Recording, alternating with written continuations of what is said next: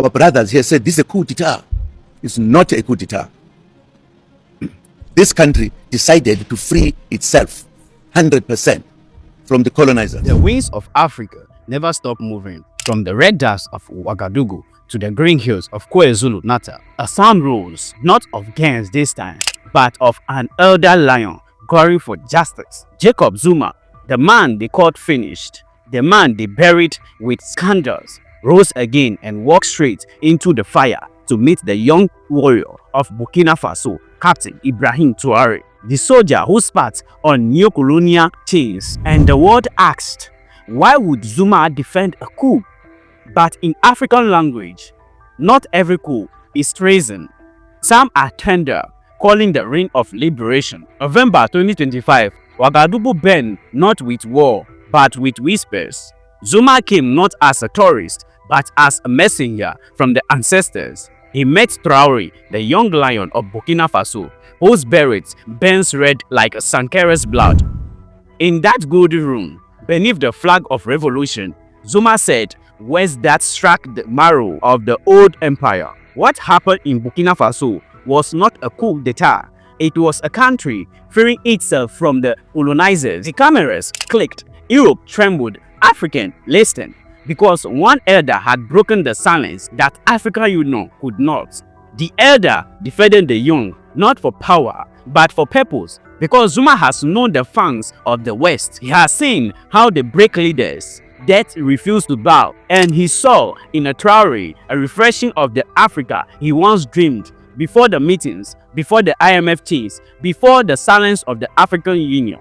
They say a lion never forgets the hunter that once wounded him. Zuma knows the hunter, the one who wears democracy as disguise. He saw Traore stance, defying France, closing bases, building alliances with Mali, Niger, and the Sahel dust-covered youth. He saw courage and he said, "This, my son, is what Africa forgot to decide for herself." Zuma defended Traore not because he loved soldiers, but because he hates puppets. He defended not the gun, but the will behind it. He spoke as one exiled by his own system, judged by Western standards, condemned by his own brothers in suit and silence. The African Union said little. They met, they discussed, they filed statements. No tender, no truth, no tears. While Burkina Faso blessed and rebuilt the Union seat like a tired ancestors who lost his drums and forgot his sons. Zuma's voice became a slap not to Traore, but to the cowards who pretend neutrality while Africa burns in foreign oil. The AUs fear young lions, they fear Sankara, they fear Lumumba, and now they fear Traore. Because each time a young man stands up with fire in his eyes, it reminds them of what they used to be before comfort drowned courage.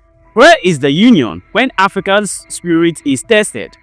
They whispered about constitutional order, but remain mute about economic occupation. They condemned the coups, but not the reasons that birthed them.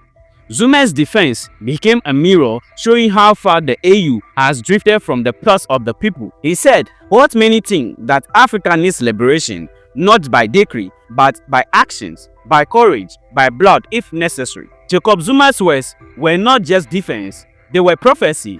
He spoke of a rising generation, unafraid to tear down what colonizers left behind. He said, Africa must think for itself, trade with itself, defend itself. And Traore, the soldier poet of the Sahel, listened with eyes of iron. Together, the old and the young formed a symbol that Africans' freedom is not history, it is now. So let the world mock, let the West call them rebels, let the Union stay silent, because in the soil of this continent, two names have been kept by Tandad, Zuma and Traore. One old, one young, both hunted, both on beds, both singing the same song. Africa will free itself even if it must bleed again. Our brothers here said this is a coup d'etat. It's not a coup d'etat. This country decided to free itself 100% from the colonizers. The rulers of us here, our colleagues, can't see it. They think it's a coup d'etat which was developed by the oppressors to change the kind of caliber of leaders who were there at that time, to remove them. They can't see the difference. That tells you the problem we have. The discussion was about this continent, Africa. As you know, Africa was colonized many centuries and oppressed, and every other thing was done by people who came here. Africans decided to say, let us now be free. And we went through that kind of situation and succeeded to have Africa, as they would say, being freed.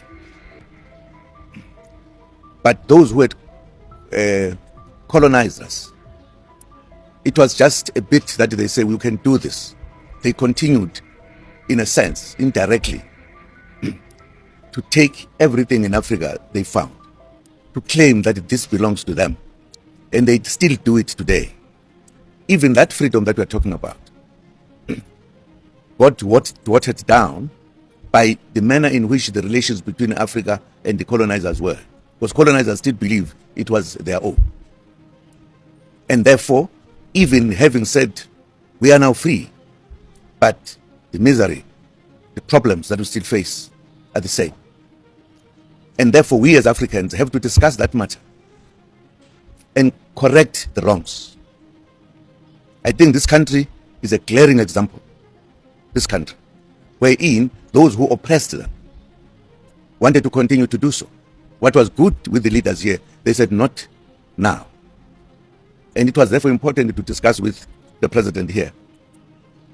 What can we do to ensure that this process that has been taken begins again in Africa to finally liberate Africa? If you look at what has happened, you will realize that the colonizers, since the time up to now, still believe that Africa belongs to them. And what we are discussing is, no, that time must end. We should run our own affairs. It's absolutely important. We can't even say we'll talk on this under the carpet. No, it's just facts. We discuss things related to what I've just talked about, and as you know, I can't give you all the details because we're discussing as Africans, and we are not necessarily saying we want to tell the world what is happening. We want to say, we who think alike now, what can we do to help Africans to be finally free? That's what we talk about, and I'm very happy to have met my brother here, because I think he's something in Africa that Africa will always remember. Of course, since we've met, it is possible that we'll meet again and meet again and meet again, because we need to quicken, make Africa be what it is supposed to be. Just one small point to make, and I hope Africans will listen to this small point very well. This country decided to free itself finally, not under the yoke of the colonizers, to show that we still have a serious problem. The organization here in Africa put that under the area of them committing a very serious crime, which is always talked about. Our brothers here said this is a coup d'etat. It's not a coup d'etat.